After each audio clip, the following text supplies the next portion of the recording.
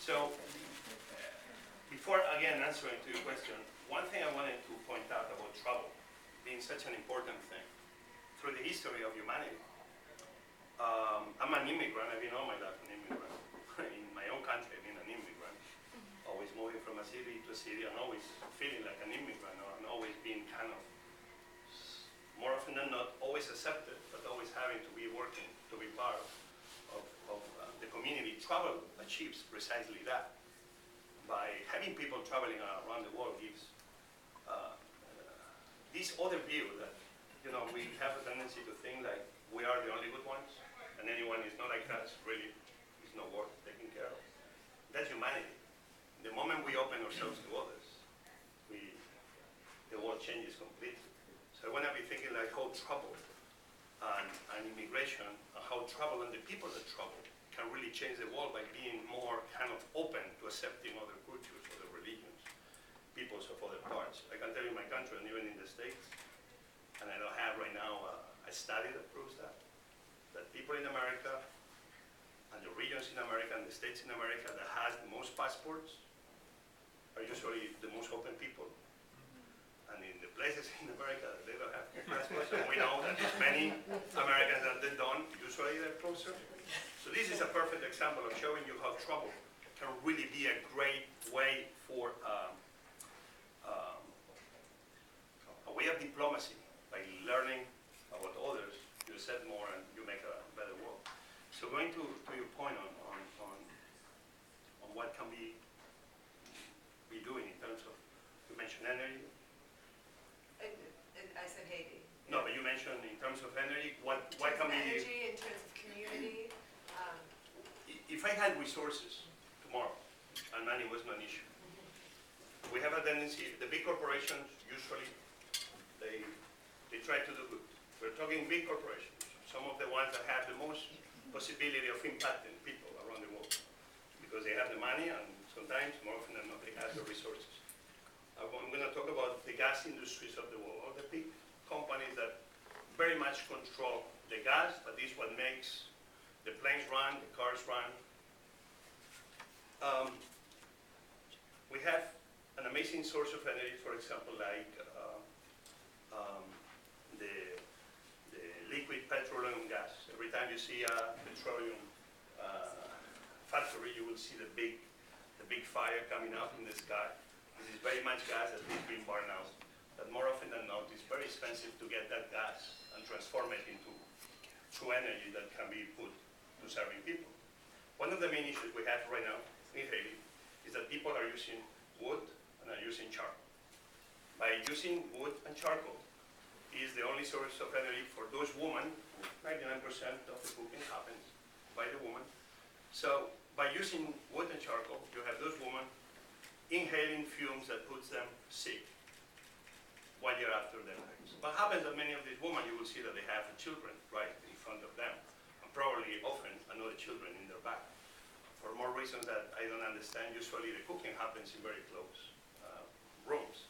The fumes that are created in those rooms, as they are producing the food to feed their families, is all of a sudden making their children and themselves sick.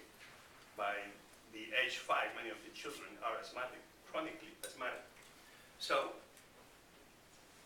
one of the things Hillary Clinton is doing through an organization that was created 2 years ago, the 10th of September 2010, and was announced on the Clinton Global Initiative, was to put forward between the State Department and the United Nations a program called the Alliance of Clean Cook Stoves.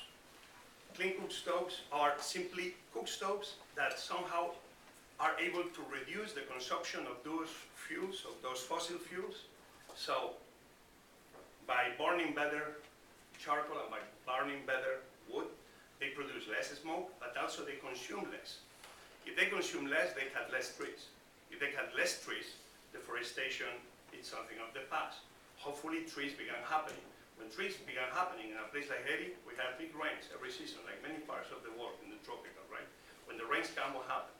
It's not trees that somehow protect, enrich the soil, that protect with their roots the soil. When that water hits, the water goes down the mountains, goes through the villages, goes towards the sea. Almost no water goes directly into the soil. the water takes with it lives, takes homes, but also takes the only fertile soil that these people have actually to plant a seed. So take a look. What I will do, I will have the big energy companies in countries that they have petroleum, how you call it, the plants in the middle of the sea, how you call them in English? The refineries over there. They will get that liquid LPG gas, which if they do the right investment can be affordable. And I will try to create the systems to have that gas, butane, no methane, and put it into a system that people, for example, in the rural areas of Haiti, will, beyond the clean cook stoves that are improving into the right way, I will go more 3.0. I will try to make sure that we create the systems that in the poor countries of the world, in the same way that you, it takes us 1 second to turn off, to turn on the gas in the kitchen.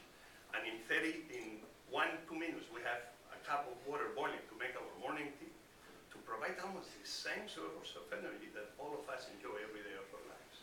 So if I had total resources, I will put the top 10 presidents of the top 10 gas companies in the world, and I will tell them, if you really care about humanity, and obviously when I read the information and the promotions they do, they all seem to care.